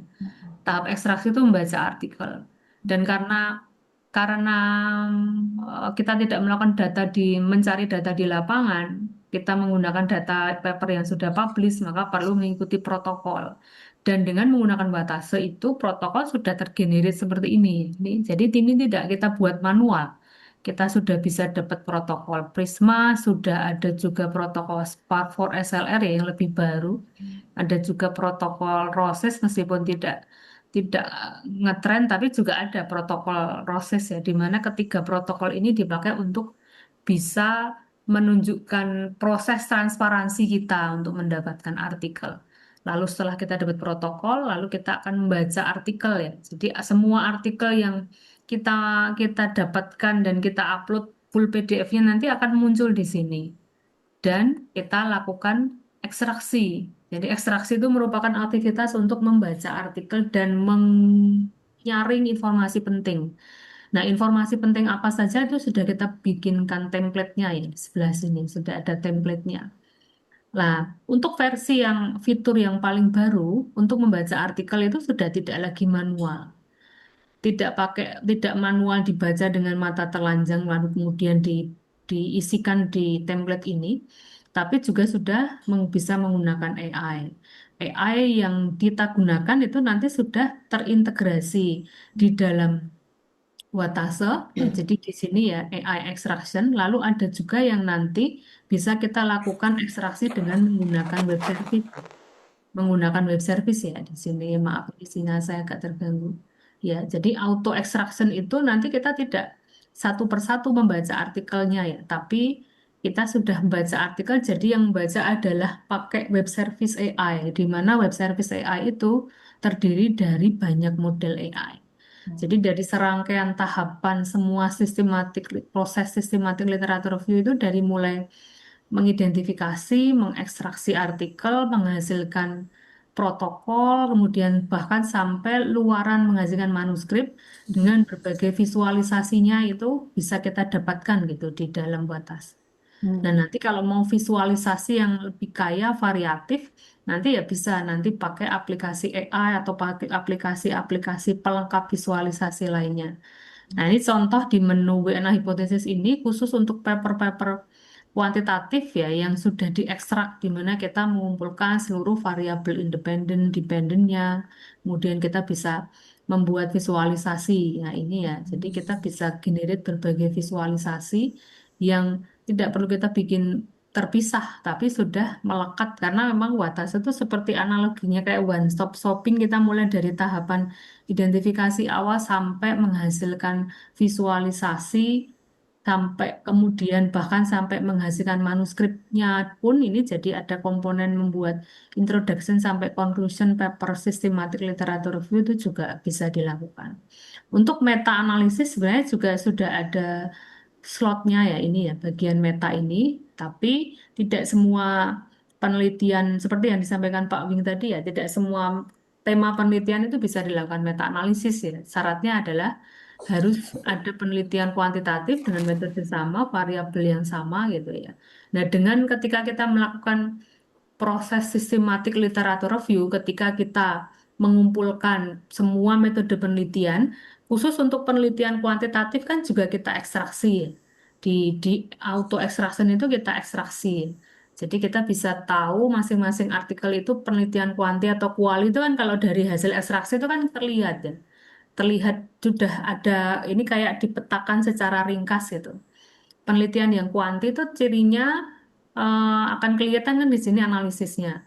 Kemudian setelah diekstraksi, nah, setelah dicek misalnya ini contoh ini penelitian kuantitatif metode SEM. Nah, ini PET-nya ada 8. Jadi ini merupakan penelitian kuantitatif yang kalau mau dijadikan meta analisis kan bisa. Karena ini ada variabel, ada ekstraksi informasi variabel independen, dependen, ada responden, sampel, t-test. Nah, ini contoh penelitian kuantitatif yang untuk paper behavioral science ya, penelitian sosial humaniora behavioral science yang di mana penelitian itu kalau yang konteks tersebut kalau softwarenya itu pasti menggunakan SAM, PLS, AMOS itu masih bisa diekstraksi secara auto. Jadi ekstraksinya kalau nanti untuk mengidentifikasi variabel untuk satu artikel, mengidentifikasi variabel independennya apa, dependennya apa, siapa respondennya, t-testnya berapa itu sudah bisa dilakukan secara auto. Sehingga kalau dulu ekstraksi manual itu Saya dulu ekstraksi manual bikin SLS sampai 3 bulan. Belum lagi kalau ketemu paper quanti itu sudah pasti sudah sangat mual-mual gitu karena harus mengidentifikasi variabel independennya apa, dependennya apa, itu kan harus lihat tabelnya. Nanti belum lagi kalau mengidentifikasi, kalau misalnya mau kepentingan uh, membuat meta analisis kan harus cari berapa nilai t-testnya gitu kan. Sangat jelimet sekali kalau bahasa Jawanya. Sehingga untuk membuat meta analisis itu effortnya untuk menyiapkan dataset itu cukup panjang. Nah, ketika kita melakukan systematic literature review ini, kita sudah sekaligus menyiapkan data untuk SLR sekaligus meta analisis. Nah, tapi nanti datanya akan berupa jadi mungkin saya bukakan penelitian kuantit tema saya yang lainnya ya. Tema yang lainnya yang itu nanti hasil ekstraksi paper kuantitatifnya itu sudah terkumpul sehingga nanti tinggal kita ambil datanya dari Watase ini, kemudian kita follow up untuk olah datanya. Memang masih terpisah ya, terpisah nanti pakai JASP atau nanti berbagai ada tool lain ya nanti bisa dijelaskan oleh Pak Abing. Tapi datanya bisa kita ambil gitu dari Watase ini. Misalnya ini paper kuantinya banyak. Nah, ini meta, jadi saya masukkan misalnya variabel yang cukup banyak di bidang saya ini ya, purchase intention. Nah, ini kan sudah bisa ini kan ini proses sistematik literatur review, tapi sudah sekaligus bisa menghasilkan mereka penelitian-penelitian kuantitatif. Dan ini sudah bisa di mapping variabel apa di siapa saja penelitian-penelitian terdahulu yang memiliki variabel yang sama. Jadi misalnya ini brand trust ke process intention penelitinya adalah siapa saja, negara mana, jumlah responden siapa, berapa tesnya, kemudian ini signifikan dan tidak, ini sudah langsung terekap sehingga nanti kalau untuk kepentingan membuat meta analisis untuk mengetahui efek size itu sudah bisa dilakukan. Nah, tinggal nanti jadi kita bisa tahu ini large effect, ada yang kalau dari sini terlihat kalau large effect ya karena berarti signifikan banyak yang signifikan. Kemudian nanti untuk mengolah lebih lanjut tinggal ini ya download ini CSV-nya kemudian diolah lebih lanjut menggunakan JASP atau berbagai aplikasi khusus yang untuk merunning meta analisis. Tapi bahan bakunya sudah sekaligus bisa kita dapatkan ketika kita melakukan proses sistematik literatur review. Nah, kira-kira demikian Dokter Fauzia ya gitu. Ya, Dan ini memang benar-benar real dibuat oleh anak negeri Indonesia gitu ya. Jadi yang buat adalah promotor saya studi S3 dulu dan saya ada dalam tim internal Pak Lili Wahyudi itu beliau home base-nya di Universitas 11 Maret Surakarta. Gitu. ya, ya, ya, menarik ya Bu ya. Nggak, Iya, mau saya tanyakan lagi. Jadi di saya sebutnya aplikasi mungkin ini ya. iya Aplikasi betul ini, aplikasi. aha, kan yang kita tahu kan kalau systematic review itu kan kalau jurnal kan seringnya minta apa sumbernya dari mana, search Iya, engine-nya iya, segala macam. iya betul. Nah, aplikasi ini bukan apakah ini sekaligus search engine gitu. Jadi kan kalau saya di kedokteran kan pasti dari PubMed lah, dari Scopus, dari mana, Science Hmm, Direct dan sebagainya. iya. Eh, apakah kita tetap melakukan seperti itu, kemudian nanti dimasukkan ke dalam sini apa hasil pencarian kita, eh, kemudian nanti dia akan bantu untuk apa data extraction dan sebagainya Iya gitu betul. ya. Iya. Seperti itu atau memang apa Watasya ini sekaligus untuk search engine. Iya, terpotong ya suaranya. Oh, Bu Dokter Fauzia kepotong ya. eh iya, ini sebentar ini. Iya, Bu Dokter Fauzia Terputus. keputus ya, iya keputus. Tapi saya bisa menangkap pertanyaannya. Tapi ini saya menjawab yang bertanya tidak bisa connect kembali. Ini nanti saya saya jawab untuk yang lain nanti. Oke ya. Enggak apa saya jawab dulu supaya tidak idle. Jadi batas UAK itu bisa disebut ya tool tapi bukan apa tadi menyebutnya search engine jadi bukan ya, bukan. Jadi Cuman search engine hanya salah satu bagian dari Watasa Uwake untuk melakukan pencarian. Dan Watasa itu integrasinya dengan, oh ini Bu Dokter, belum join ya, belum join. Jadi search engine itu cuma bagian dari pencarian, karena pencarian kalau dalam tahapan systematic literature review kan baru tahap awal saja identifikasi. Dan Watasa itu integrasinya dengan Scopus ya. Saat ini kita karena resource kita miliknya Scopus. Kalau PubMed dan WASP itu belum. Tapi kalau Bapak Ibu yang di bidang medis ingin menggunakan Watasa Uwake tapi kemudian menggunakan ada ada artikel yang di luar Scopus misalnya PubMed dan WASP itu kan masih paralel dengan Scopus itu tetap bisa, nanti bisa dimasukkan namanya ada menu other sources.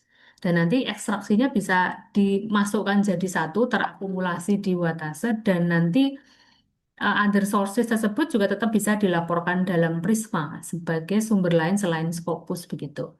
Nah, sehingga seperti tadi pertanyaannya, mungkin kalau terlewat ya Bu Fauzia kayaknya tadi belum masih kepotongan. Tapi nanti beliau nanti bisa mendengarkan rekaman. Jadi Watasa itu integrasinya dengan Scopus. Jadi tetap tetap kita membutuhkan SSO Scopus kita. Jadi ini sebenarnya agak advance ya pertanyaannya terkait dengan teknis. Nanti ketika proses kita mencari artikel itu bisa ada jadi kan seperti nama toolnya itu kan Batas Uaku Research Collaboration Tool. Jadi ini tool ya untuk kolaborasi. Jadi kita bisa memanfaatkan apa yang sudah diupload oleh user lain ketika dengan menggunakan kata kunci yang sama, itu tetap bisa kita dapatkan juga artikelnya. Tanpa kita harus kenal siapa usernya, kita bisa merasakan artikel yang sudah diupload user lain, kita nanti akan masuk di apa akun kita. Jadi sejauh itu kata kuncinya sama, kan sangat mungkin ya. Jadi misalnya saya peneliti tentang satu tema yang dimana mungkin di bidang saya keluar nanti di user lain itu dengan kata kunci yang ada irisannya nanti saya akan dapat nemu artikel tersebut yang tinggal kita ekstraksi karena kan udah dapat full PDF-nya tinggal diekstraksi begitu juga nanti user lain tapi mulai kebijakan di September 2025 bahwa kita menghargai hak kekayaan intelektual ya karena bagaimanapun kita mengantisipasi karena kan banyak artikel itu kan ada yang open ada yang close access sehingga kalau artikel yang close access tapi diupload oleh user lain itu tetap bisa kita lakukan ekstraksi tapi hanya tampilan di kita itu hanya berupa abstrak, tidak berupa full PDF gitu. Jadi kita bisa memanfaatkan itu artikel yang sudah masuk di data center Watasa yang diupload oleh user lain tapi juga kita tetap juga mencari artikel yang belum ada di data center Watasa untuk memenuhi standar minimal 40 kalau di bidang sosial humaniora. Tapi kalau klinis itu pasti relatif masih sangat longgar ya. Bahkan 3 pun juga sudah bisa itu untuk dilakukan systematic literature review karena netnya karena kan sebelumnya harus ada pengecekan bias dan sebagainya. Nah, gitu. Begitu, semoga nanti kalau lebih teknisnya, advance-nya nanti kita bisa bahas di sesi yang sudah kita khususkan nanti di sesi 3, 4, dan 5 itu untuk melakukan systematic literature review ya. Begitu, Bu dokter tadi malah terlempar ya. Iya, semoga nanti beliau mendengarkan rekamannya ya. Iya, baik. Ada yang raise hand lagi Bapak Ibu atau yang pertanyaan di chat box ini kayaknya sudah beberapa dijawab oleh Pak Winge. Iya, atau Pak Wing mau menambahkan dari pertanyaan-pertanyaan tadi, kemudian mungkin ada tambahan jawaban, monggo silahkan Pak Wing. Saya kira udah cukup kok, Bu. Oh iya, iya. Yang di chat juga sudah saya jawab Oh semua. iya, terima Oke. kasih Pak Wing sudah menghandle pertanyaan yang di chat, dan sudah yang di raise.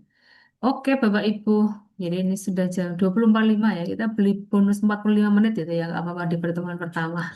Supaya semakin semangat nanti kita akan ketemu di 2 minggu lagi. Nanti akan selalu di reminder oleh admin untuk mengingatkan pertemuan-pertemuan berikutnya.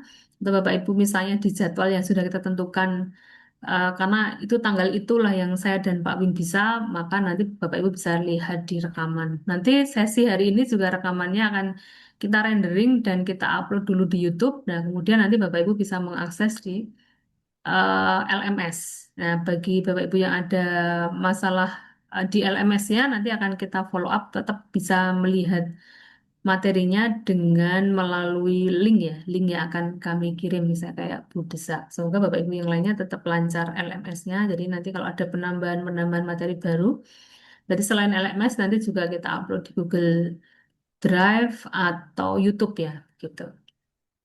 Oke, baik begitu Bapak Oh, Ibu. oh, Iya, boleh. Mbak Endang mau nanya, Oh iya, gimana silakan cara Bu. mengakses LMS itu Mbak Endang? Oh, itu masuk username passwordnya ada di email Ibu. Udah, Coba dicek. Oh sudah, iya tinggal di, jadi itu kan ada username, password. Nah silakan bisa login dari situ. Nanti ada menu LMS, nah ada 14 materi, tinggal diklik saja Ibu. Makasih Iya. ya. Oh iya, sama-sama Ibu. Dicoba dulu nanti kalau ada kendala bisa disampaikan kepada kami untuk selanjutnya. Ya, makasih Mbak. Oke, terima kasih Bu Elvira. Oke, baik Bapak Ibu. Kita sampai di penghujung acara sesi 1 ini. Nanti kita ketemu lagi di pertemuan kedua ya, 2 minggu lagi. Silakan kalau ada pertanyaan dan kendala disampaikan di grup. Baik, selamat beristirahat Bapak Ibu atau ada yang mau melanjutkan lembur begitu ya untuk mulai mencari artikel paper review atau mengerjakan multitasking lainnya. Bapak Ibu yang dosen mesti kalau mungkin menyiapkan materi mengajar besok gitu ya mungkin. Oke, baik kita akhiri pada malam hari ini. Kami terima kasih atas atensi Bapak Ibu. Mohon maaf kalau ada kekurangan. Nanti silakan disampaikan kalau ada kendala atau kritik saran kepada Watasa Riset Academy atau kepada apa narasumber juga boleh ya. Jadi saya dan Pak Wing ada di dalam grup untuk bisa menghandle pertanyaan-pertanyaan Bapak Ibu. Oke, sampai jumpa kembali di Malaysia. Oh iya, oh ada yang mau ngundang ke Malaysia gitu berarti Pak. Oh, Ya. saya sampai jumpa kembali di Malaysia. Oh, Pak Fajar ya. Pak Fajar sampai kembali di Malaysia ya. Oh ya, oh Pak Fajar yang pernah pas saya ke Malaysia. Oh ya, itu apa ya? Oh ya, semoga nanti saya ke Malaysia dan waktu itu belum sempat ketemu Pak Fajar ya. Ya. Oke ya, baik. Terima kasih. Sampai jumpa Bapak Ibu di pertemuan berikutnya. Assalamualaikum warahmatullahi wabarakatuh. Waalaikumsalam. Sampai Oke. ketemu lagi, Bapak Sampai Ibu. ketemu Bapak Ibu. Ya, terima kasih. Saya izin tutup Zoom-nya.